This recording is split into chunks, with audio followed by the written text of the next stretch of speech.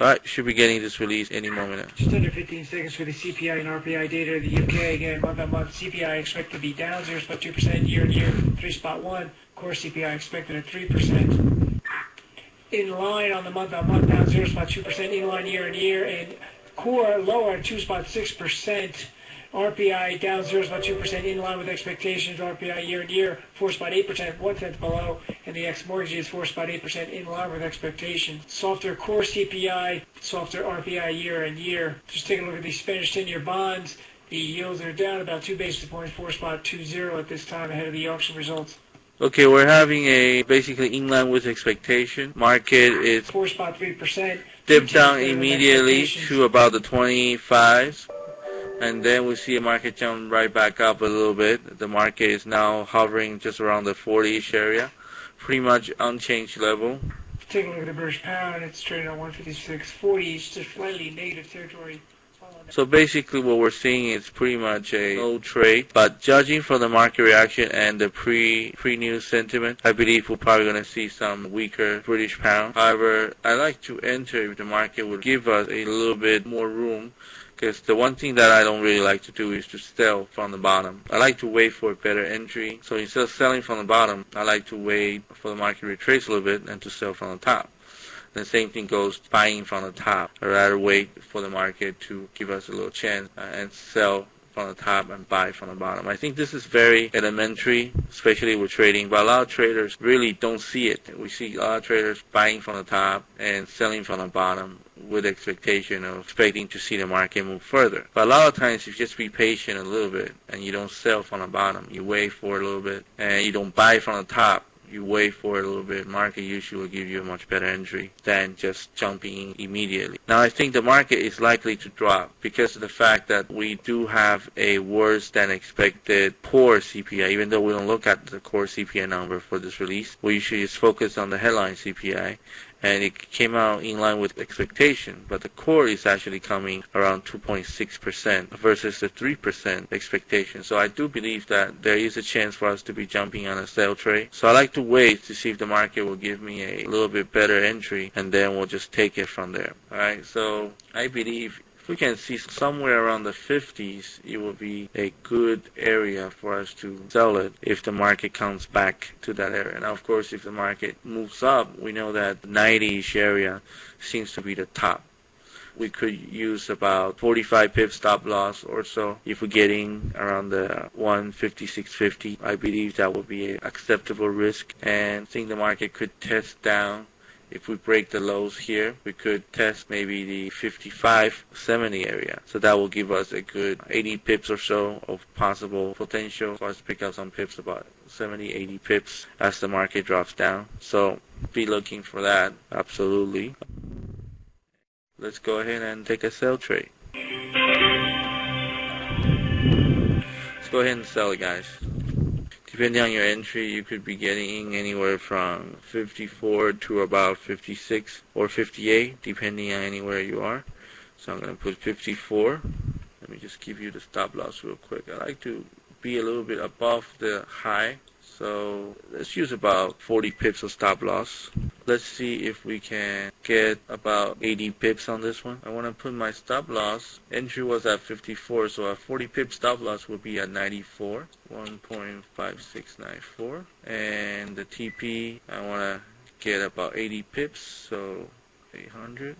1.5577 area, about 78, a little bit lower.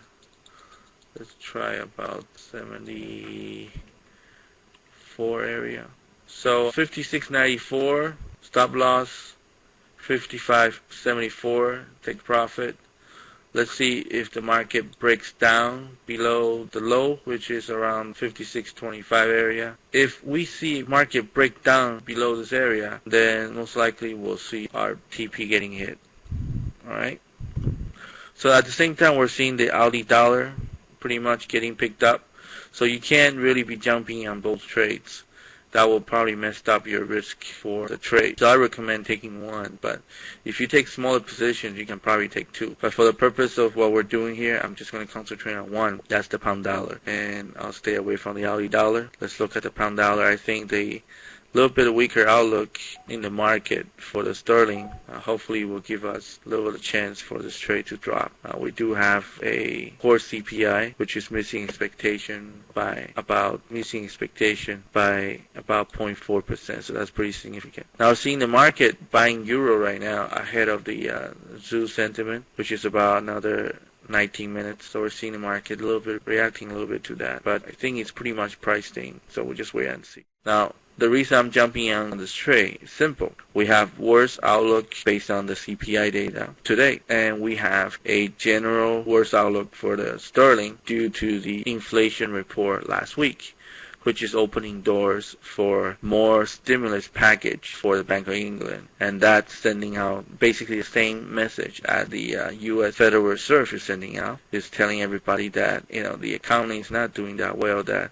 to a point that a stimulus package, a second stimulus package is needed. So that's why we're seeing a general bearish trend for the sterling. Now, adding the weaker CPI. Now, what is CPI? CPI is inflation. It's the inflation count. Now, we're looking at the core CPI, and that's what really matters for the economy, because core is the one that you remove the food and energy costs. You only concentrate on the prices of other things, and that's what really matters. And when we have a 2.6% versus a 3% expectation, I think in a way that is significant, and that would put sterling under pressure as market try to reach equilibrium with this release. So we should see sterling start to drop slowly. General trend is following this trade. It's going in our direction. So all we need to do is just sit back and wait for the market to eventually work itself out. We're seeing a little bit of volatility. I think that's because a general weakness in the dollar, because traders are buying the euro ahead of the German zoo economic sentiment,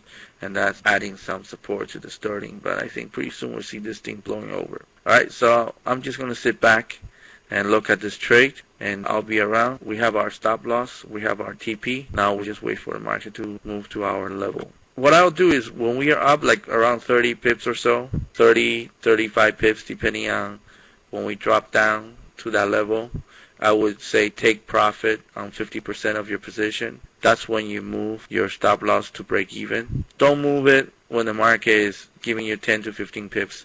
I think the market will come back and knock you out. So that's not a good way of managing it. Better to wait for the market to give you at least about 30 pips or so.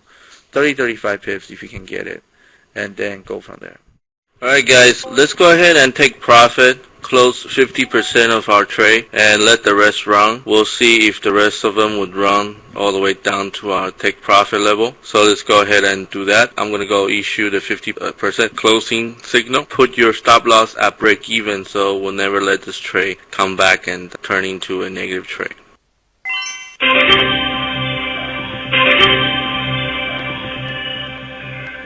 Okay, so we've seen that we have already TP'd, so close to be TP'd, about 4 pips on this one. You know what? I'm just going to close it, so it's going to be out of sight, out of mind. If you guys want to close it, it's up to you, but we're so close to it. Don't want the market to bounce back and go the other direction. And you see, we're looking at like 1 or 2 pips, 3 pips. Don't get obsessed that, oh, I need to make sure I get that 1, 2, 3 pips. It doesn't matter. In the grand scheme of things, it doesn't matter. Don't get obsessed by 1, 2, 3 pips. Because what's going to happen is, you're going to be shooting for that 1 or 2 pips, and it will never come. And the market will go around, and you're going to be missing a lot of your profit by just waiting for that 1 or 2, 3 pips. So we're close to it. I'll close it. It doesn't matter if it's a couple pips here, a couple pips there. It makes no difference. Alright, so I'm going to send out an official closing trade.